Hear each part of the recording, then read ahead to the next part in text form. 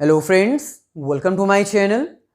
आज की इस वीडियो में हम डिस्कस करेंगे इंडियन इकोनॉमिक डेवलपमेंट के 9th चैप्टर में से फर्स्ट पार्ट के बारे में।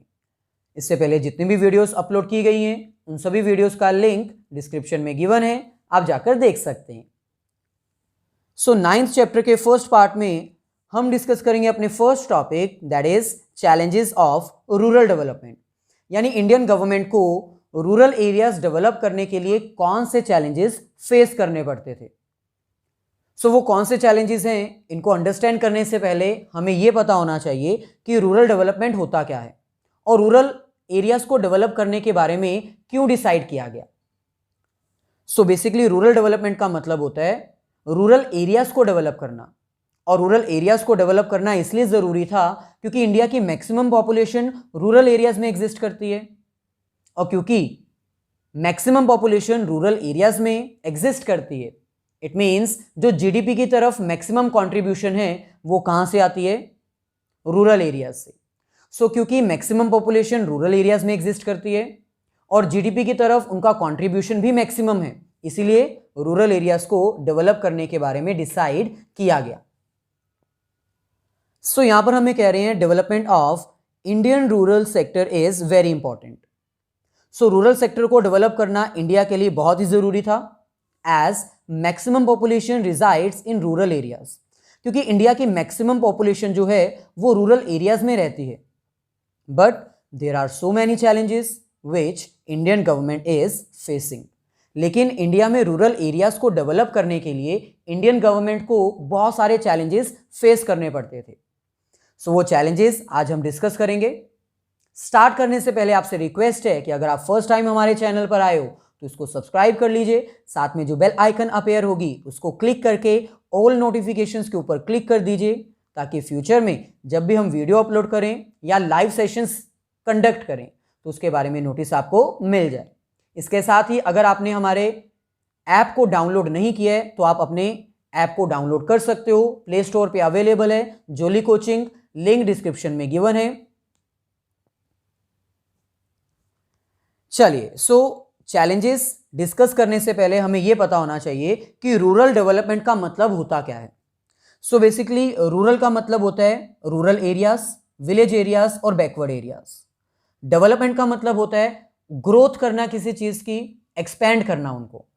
Rural development means rural areas को ग्रो करना, प्रोग्रेस करना, उसमें डेवलपमेंट लेकर आना। जो फैसिलिटीज अर्बन एरियाज में प्रोवाइड की जाती है, इंफ्रास्ट्रक्चर की, टेलीकम्युनिकेशन की, हॉस्पिटैलिटी की, एजुकेशन फैसिलिटी की, वो सारी रूरल एरियाज में भी प्रोवाइड करना। यहां पर हमें कह रहे हैं rural means rural areas which includes villages and backward areas. Rural का मतलब क्या होता है, रूरल एरियाज जिसमें हम क्या इंक्लूड करते हैं, विलेजेस और बैकवर्ड एरियाज, यानी पिछड़े इलाके जहां पर ज्यादा डेवलपमेंट नहीं हुई है।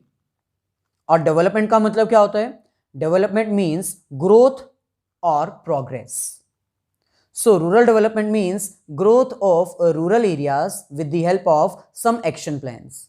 रूरल डेवलपमेंट का मतलब क्या होता है, रूरल एरियाज की ग्रोथ करना, किसकी हेल्प से, कुछ एक्शन प्लान डिसाइड करना, ऐसे डिसीजंस लेना, ऐसे प्लान्स डेवलप करना जिससे कि रूरल एरियाज में डेवलपमेंट की जा सके।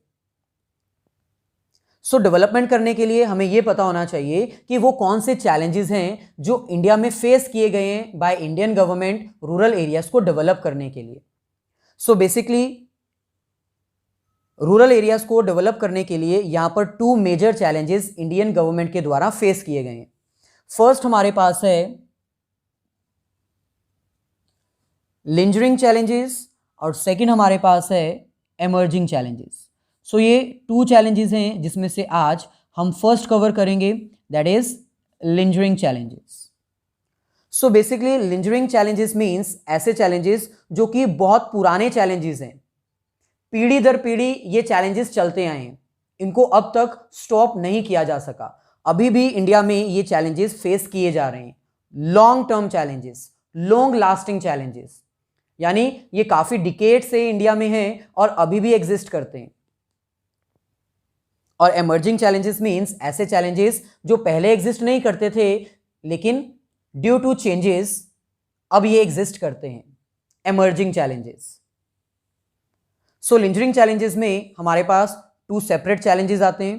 First, challenges of rural credit, यानी रूरल एरियाज में क्रेडिट फैसिलिटी प्रोवाइड करना, ये सबसे बड़ा चैलेंज था, क्योंकि ऐसा कोई इंस्टीट्यूट ही नहीं होता था जो रूरल एरियाज को क्रेडिट प्रोवाइड कर सके, यानी उधार की फैसिलिटी दे सके ताकि वो अपनी प्रोडक्शन को इंप्रूव करके अपने एरिया को डेवलप कर पाएं और अपनी भी डेवलपमेंट कर पाएं।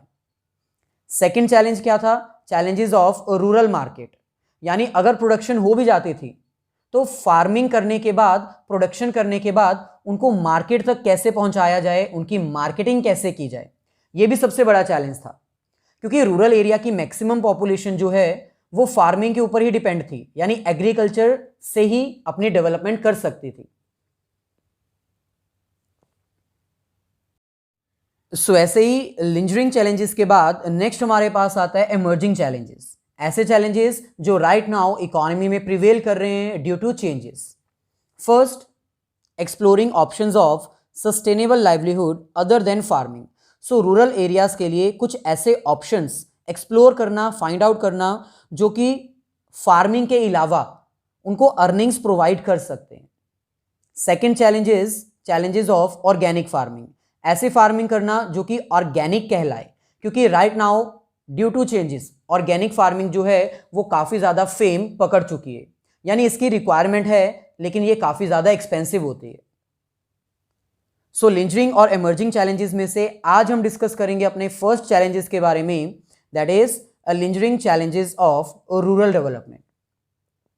ये ऐसे चैलेंजेस हैं जो काफ़ी पीढ़ी दर पीढ़ी एग्जिस्ट करते हैं, यानी काफ़ी पुराने समय से ये एग्जिस्ट कर रहे हैं और अभी भी इकोनॉमी में अवेलेबल हैं। So lingering means those challenges और problems which are facing by the rural areas from a long time. ये कुछ ऐसे चैलेंजेस हैं या फिर ऐसी प्रॉब्लम्स हैं जो रूरल एरिया फेस कर रहे हैं from a very long period, काफ़ी देर से वो इसको फील कर रहे हैं, महसूस कर रहे हैं। सो इसमें फर्स्ट हमारे पास आता है चैलेंजेस ऑफ रूरल क्रेडिट। सो सबसे बड़ा चैलेंज एक रूरल एरिया के लिए क्या था? उनको क्रेडिट फैसिलिटी नहीं प्रोवाइड की जाती थी, उनके पास कोई सोर्स ही नहीं होता था क्रेडिट अवेल करने के लिए जिससे वो अपनी प्रोडक्शन इंक्रीज कर सकें, इन्वेस्टमेंट कर सकें और अपने एरिया को डेवलप कर पाएं। सो यहां पर हमें कह रहे हैं rural credit means credit facility और loan facility to the farmers for cultivation purpose.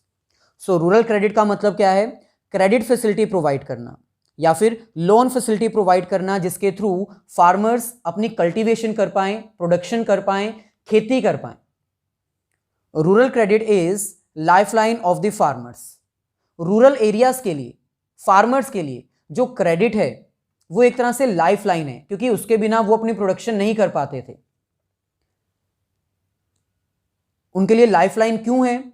They are not having resources to invest in the purchase of inputs. वो क्रेडिट के ऊपर इसलिए डिपेंडेंट थे, रूरल क्रेडिट उनके लिए लाइफलाइन इसलिए था क्योंकि उनके पास अपना कोई सोर्स नहीं होता था बिजनेस में इन्वेस्ट करने के लिए, एग्रीकल्चर में इन्वेस्ट करने के लिए। जितने भी इनपुट्स उनको परचेज करने होते थे, सीड्स, फर्टिलाइजर्स, इंसेक्टिसाइड्स, केमिकल्स, उन सब के लिए उनको उधार लेना होता था। Most of the farmers are having small holdings. Maximum farmers जो थे रूरल एरियाज में उनके पास स्मॉल होल्डिंग्स थी, यानी बहुत ही छोटे उनके पास खेत थे, उनके पास बड़ी जमीन जायदाद नहीं थी।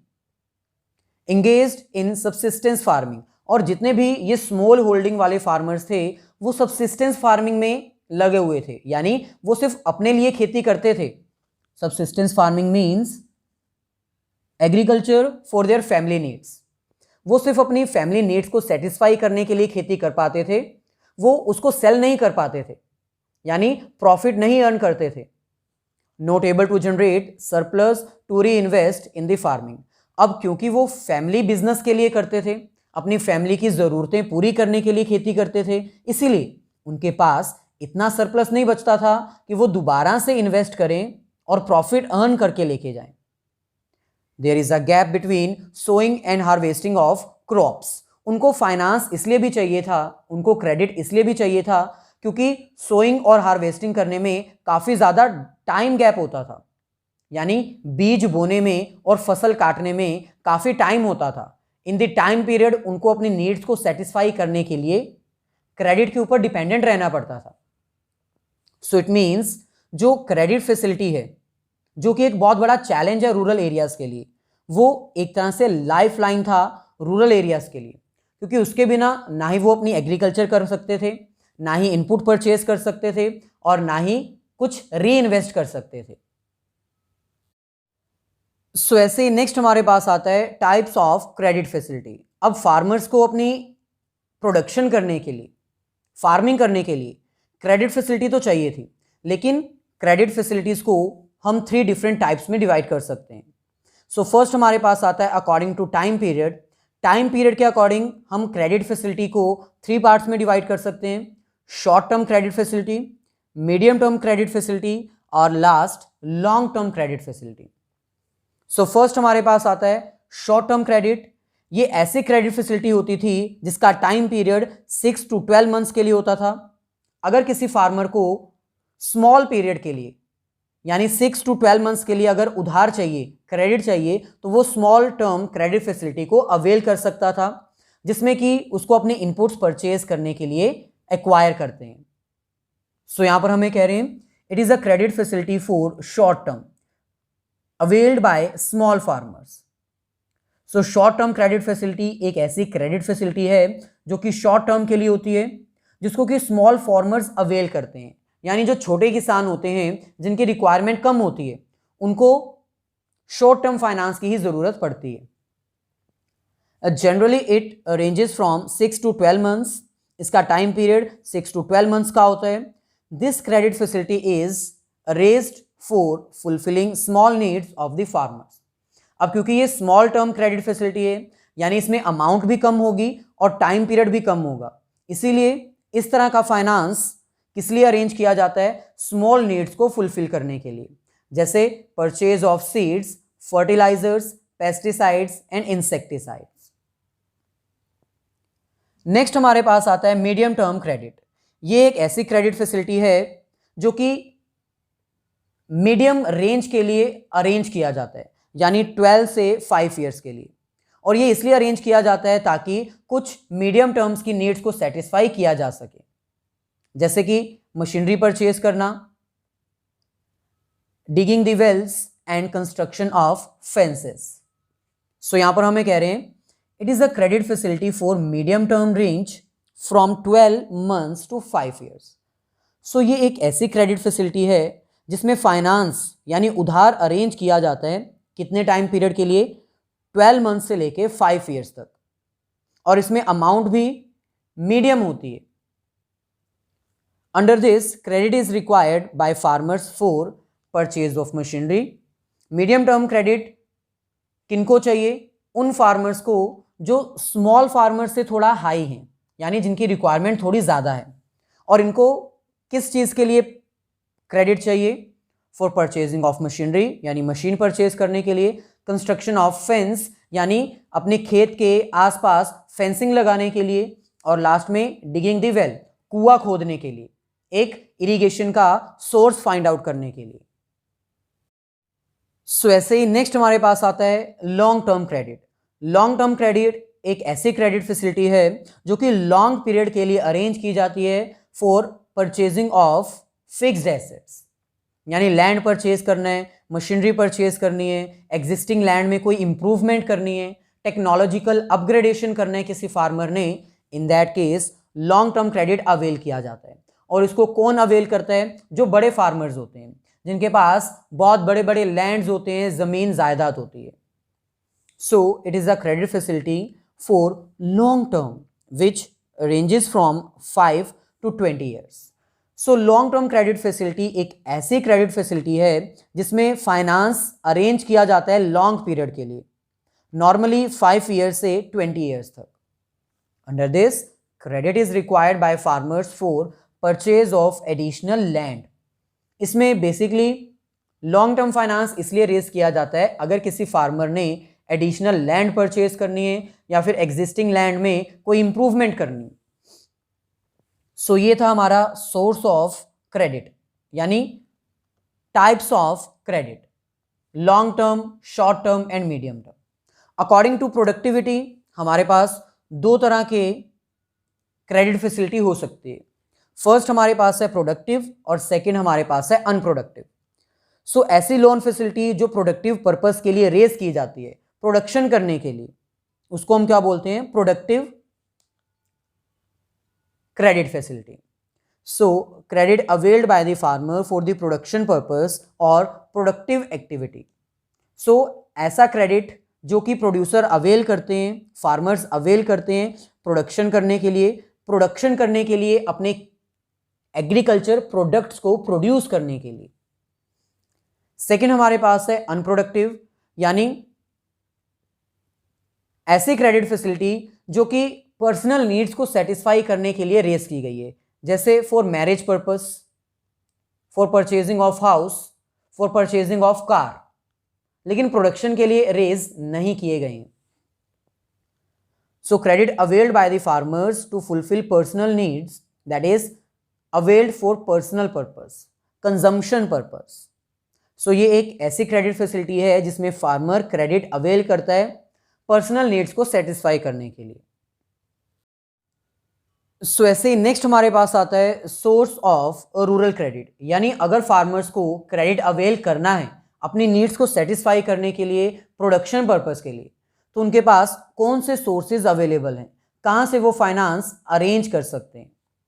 सो source means from where farmers can arrange the credit to fulfil their requirements.